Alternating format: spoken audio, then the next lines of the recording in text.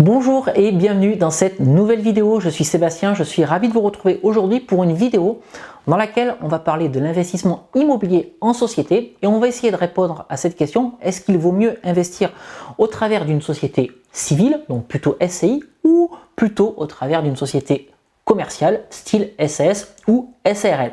Je vais développer tout ça dans la suite de cette vidéo, mais avant tout, si vous vous retrouvez pour la première fois sur cette chaîne YouTube, eh bien laissez-moi vous souhaiter la bienvenue. N'hésitez pas à vous abonner en activant la petite cloche. Ici, on est en famille, on est sur une chaîne qui parle d'immobilier, de stratégie de location à haut rendement et des moyens que vous avez à votre disposition pour vous créer des revenus complémentaires grâce à l'immobilier. En vous abonnant à cette chaîne, vous allez rejoindre une communauté de plusieurs milliers d'investisseurs passionnés d'immobilier et de stratégie de location à haut rendement.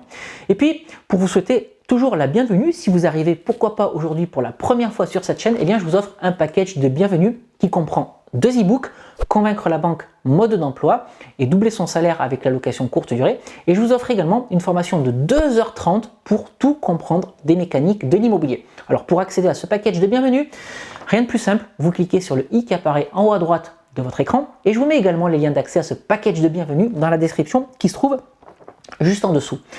Alors comme je le disais il y a quelques instants, aujourd'hui on va parler de l'investissement immobilier en société. Généralement, lorsqu'on commence à investir dans l'immobilier, on commence par acheter son premier bien ou ses premiers biens en nom propre, et ça qu'on fasse de la location nue ou de la location meublée.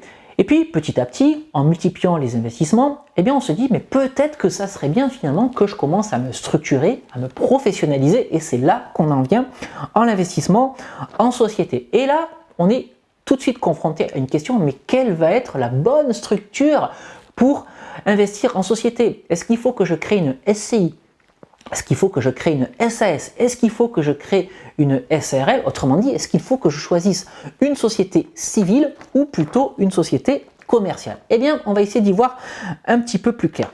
C'est vrai que généralement, de prime abord, lorsqu'on investit en société, c'est la SCI qui vient le plus rapidement à l'esprit. SCI, ça veut dire Société Civile Immobilière. Donc c'est la société qui est entièrement dédiée à l'immobilier. Mais pourquoi pas investir en SAS ou en SARL? En fait, une société civile, qu'elle soit immobilière ou pas, c'est une société dont l'activité n'implique pas d'actes commerciaux. C'est pour ça qu'une société civile, elle peut faire de l'immobilier. C'est pour ça que les SCI font de l'immobilier.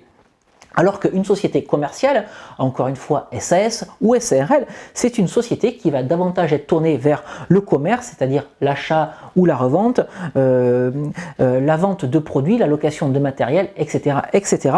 Mais ce qu'il faut savoir également, c'est qu'une société commerciale, eh bien, elle peut aussi faire de l'immobilier, alors qu'une société civile, quant à elle, ne pourra pas faire de commerce. Donc tout ça pour vous dire qu'à partir du moment où vous souhaitez investir dans l'immobilier, eh bien, vous avez le choix de ces types de structures. À vous de choisir lequel, vous allez me dire. Mais on va essayer d'y voir plus clair dans la suite de cette vidéo. Alors, sachant malgré tout que pour monter une SCI, normalement, vous devez être 2 personnes. Donc généralement, à minima 2 personnes, pardon. Donc généralement, c'est un mari, une femme, c'est 2 associés, mais on peut monter une SCI également à 3, 4, 5 personnes. Ça peut être un couple avec ses enfants, pourquoi pas, ça peut être 5 partenaires, etc. C'est exactement la même chose en SAS ou en SARL. Vous pouvez être plusieurs associés au sein d'une SAS ou d'une SARL, mais vous pouvez également faire une SAS tout seul. On parle de SASU pour SAS unipersonnel, et vous pouvez faire une SARL tout seul. Dans ce cas-là, on parle de EURL. Et alors vous allez me dire, est-ce qu'il est possible de faire une SCI tout seul? En fait non, par rapport à ce que je vous ai dit précédemment, sauf dans certains cas particuliers, vous pouvez faire une SCI avec vous et vous, c'est-à-dire vous en tant que personne physique, vous pouvez avoir un certain nombre de parts de la SCI, et puis vous en tant que personne morale, vous pouvez avoir le reste des parts de cette SCI. Donc par exemple, si vous avez une SASU, donc une SAS unipersonnelle, donc vous êtes le seul dans cette société c'est entre guillemets vous, et bien vous vous associez avec vous-même en tant que personne physique pour créer une SCI. Voilà comment vous pouvez faire une SCI tout seul, sachant qu'il y aura une partie des parts pour une personne physique et l'autre partie des parts pour une personne morale. Alors, venons-en maintenant aux différences principales sur la société civile et la société commerciale. Il y a déjà une différence par rapport au droit. Sur la société civile, on est plutôt sur du droit civil, hein, ça paraît naturel, alors qu'on est plutôt sur du droit commercial pour la société commerciale. Concernant la fiscalité, là aussi, ça va diverger. La SCI, vous avez deux possibilités. Si vous montez une SCI, ce qu'on appelle à l'IR, IR pour impôt sur le revenu, votre SCI va être soumise à l'impôt sur le revenu. Mais votre SCI, vous pouvez aussi la monter à l'IS, c'est-à-dire à l'impôt sur les sociétés, auquel cas votre SCI sera soumise à l'impôt des sociétés. Et puis si vous faites le choix d'une SAS ou d'une SARL, là aussi, votre société sera soumise à l'impôt sur les sociétés. Et généralement, la fiscalité des sociétés, elle est un petit peu plus douce que celle des particuliers, parce que lorsqu'on investit en société à l'IS, je parle bien donc pour le coup de SCI, l'IS, de SAS ou de SARL, eh bien votre impôt, vous allez le payer sur le barème de l'impôt des sociétés et la première tranche, elle est à 15% entre 0 et 38 000 euros de bénéfices. Donc pour faire quand même 38 000 euros de bénéfices avec de l'immobilier, sachant qu'il y a tout un tas de choses à amortir, tout un tas de charges à passer, il faut quand même y aller. Donc dans le pire des cas, jusqu'à 38 000 euros de bénéfices, je ne parle pas de chiffre d'affaires, je parle bien de bénéfices, vous n'êtes imposé que, entre guillemets, à 15%. Voilà pour la fiscalité des sociétés. Maintenant, entre la société civile et la société commerciale, il y a aussi une notion de responsabilité, et cette notion de responsabilité, elle n'est pas neutre.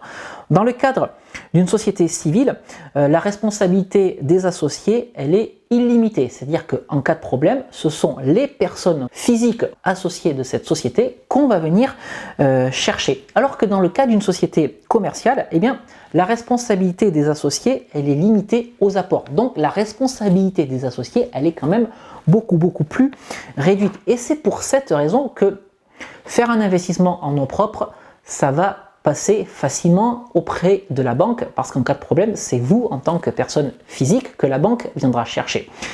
Dans le cas d'une SCI, c'est pareil, la banque, elle va financer plus facilement une SCI, parce que derrière, c'est la responsabilité des associés qui va être engagée. Lorsque je parle de la responsabilité des associés, on parle encore de personnes physiques.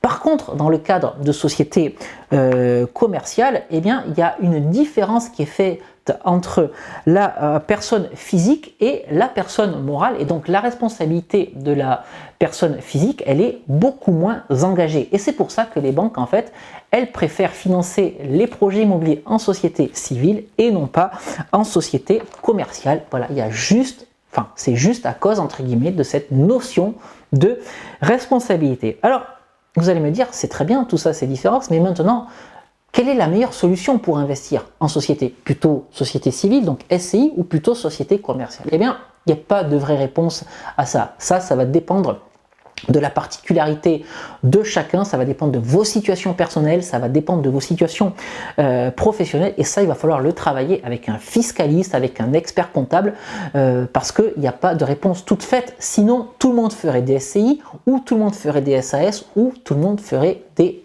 SARL. Là, le choix, voilà, il est à faire en fonction de ce que vous voulez faire.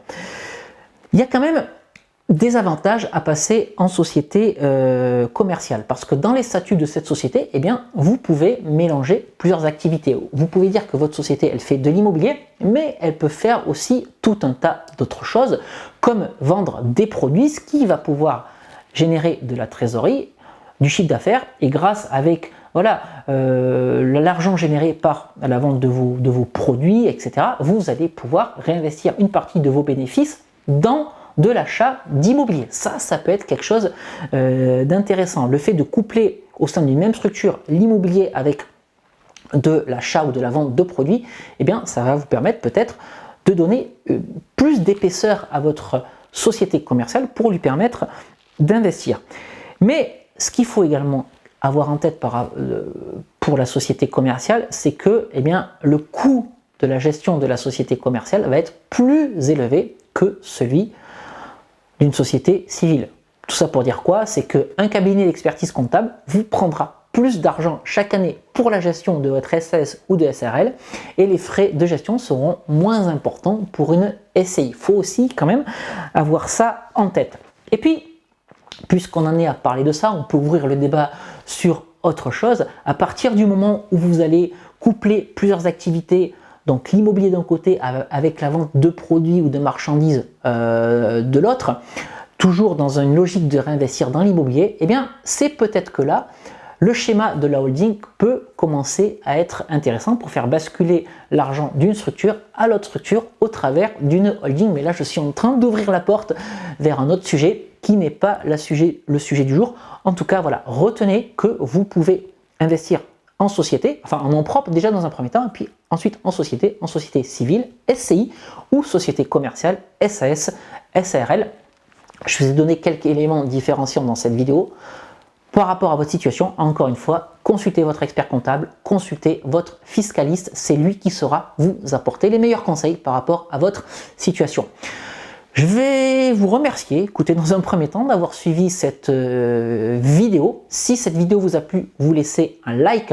Dites-moi dans les commentaires en dessous de cette vidéo, voilà, quel est le mode d'investissement que vous avez choisi, nom propre, SCI, SARL, SAS, et dites-moi également pourquoi dans les commentaires. Si vous pensez que cette vidéo peut être utile à quelqu'un de votre entourage, n'hésitez pas à la partager. Je vais vous quitter ici pour aujourd'hui. On va bien entendu se retrouver prochainement pour une nouvelle vidéo. D'ici là, je vous souhaite de très bons investissements immobiliers à tous et rappelez-vous que l'immobilier c'est un sujet sérieux, on ne fait pas les choses n'importe comment. Donc soyez bien vigilants avant de vous lancer. On se quitte ici pour aujourd'hui et puis comme d'habitude, on se retrouve très prochainement. Je vous dis à très bientôt.